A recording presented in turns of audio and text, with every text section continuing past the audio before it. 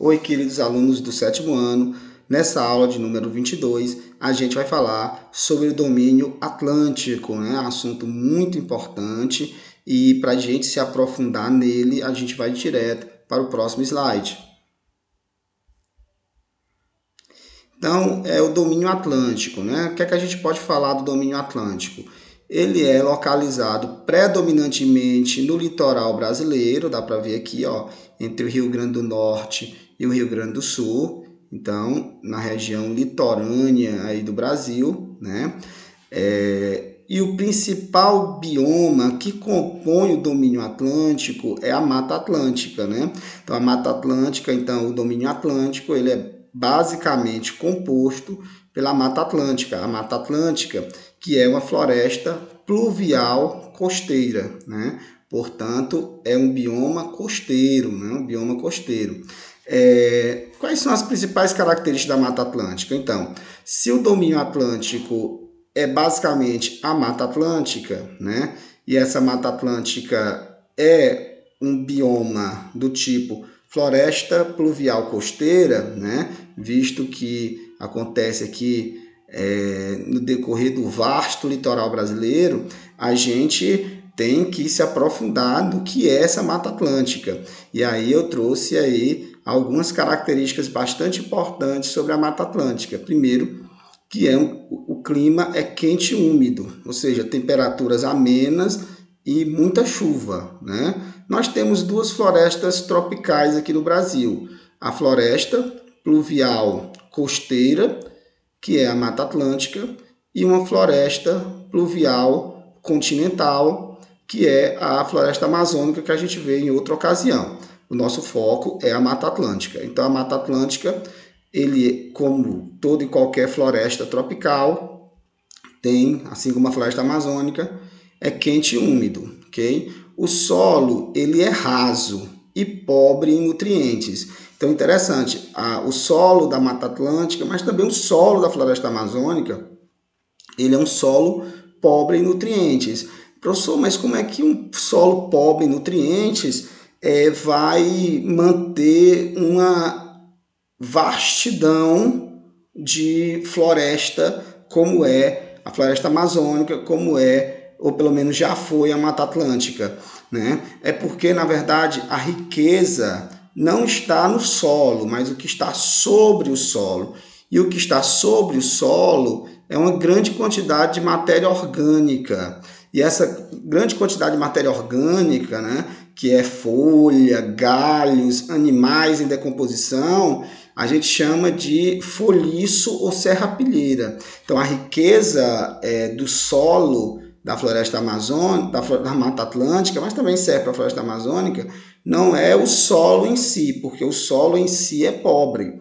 A riqueza está o que está logo acima do solo, está sobre o solo, que é a serrapilheira, que é o foliço. Então, essa vastidão de matéria orgânica em decomposição, fornecendo para o solo sais minerais que rapidamente são absorvidos pelas raízes das plantas, não dando tempo se acumular. Por isso que o solo sempre vai ser pobre em nutrientes, ok? Então, é uma floresta muito densa, então as árvores ali muito próximas uma da outra. Também é estratificada, ou seja, tem camadas, camada das árvores grandes, camada das árvores médias e camada ali dos arbustos, né? Então é estratificada.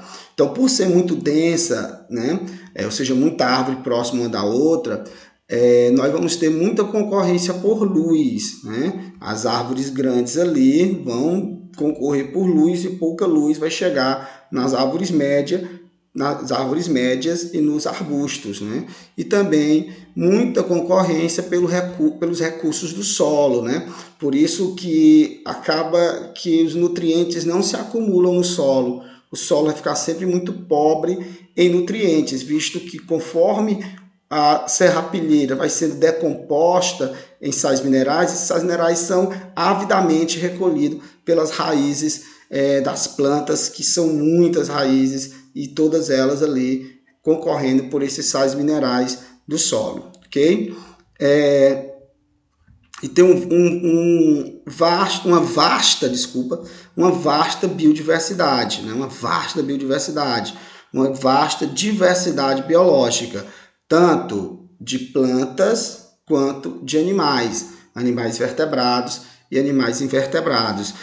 Inclusive, uma parcela considerável dessa diversidade florística e faunística, ou seja, de plantas e de animais, é endêmica, ou seja, existe apenas lá, não existe em outro local. Então, aí é o grande problema da destruição da floresta amazônica, da Mata Atlântica. A Mata Atlântica hoje resta apenas 7% do que ela era no passado, né? O que ela era quando o homem chegou, né? O homem europeu, lógico, né? Chegou aqui no Brasil em 1500. Daquilo que tinha lá em 1500, só resta 7%. O grande problema de tudo isso é porque se a Mata Atlântica acaba, então todas essas espécies de plantas e de animais que só existem lá, porque são endêmicas, vão entrar em extinção.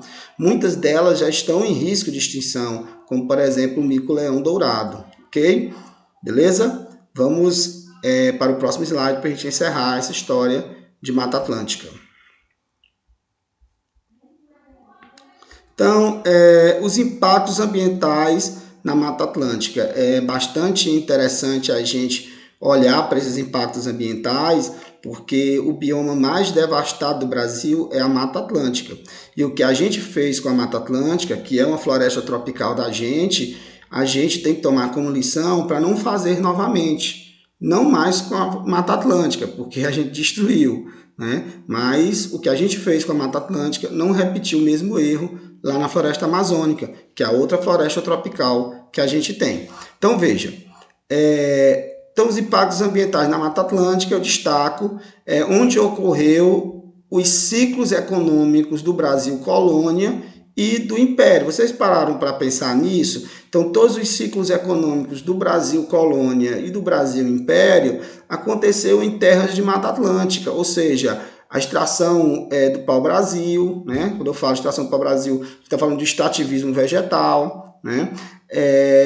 Além da extração do pau-brasil, a gente teve também o ciclo da cana-de-açúcar, aconteceu em regiões de Mata Atlântica. O próprio ciclo do café aconteceu em regiões de Mata Atlântica, e todos esses ciclos acontecendo em regiões de Mata Atlântica já começou ali a devastação, a destruição da Mata Atlântica, né? Mas vamos continuar falando disso, porque outro problema é a urbanização, visto que cerca de mais de 70% da população brasileira vive em regiões de Mata Atlântica, né? Então, as regiões de Mata Atlântica contêm mais de 70% de toda a população brasileira, inclusive grandes capitais do Brasil, como, por exemplo, Rio de Janeiro, né? Recife, Fortaleza, tudo ali em regiões de Mata Atlântica, ok? Então, a grande urbanização, para que ela ocorresse, também a floresta teve que ser devastada, ok? Hoje nós também temos em regiões de Mata Atlântica, né, a localização de grandes polos industriais, né? Grandes polos petrolíferos e também uma vasta pecuária.